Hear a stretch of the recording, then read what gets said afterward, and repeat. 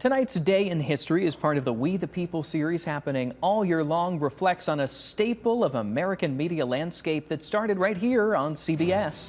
September 24th, 1968, the first episode of 60 Minutes airs on CBS, a pioneer of the news magazine format on television. The show intentionally portrays itself as a magazine with cover graphics and content that ranges from investigative reporting to editorials to lighthearted commentary. The first episode featured Richard Nixon and Herbert Humphrey in the race for the White House, along with commentary from different writers and journalists, and part of Oscar-winning short film Why Men Creates. 60 Minutes is the longest-running primetime show of its kind in American television history.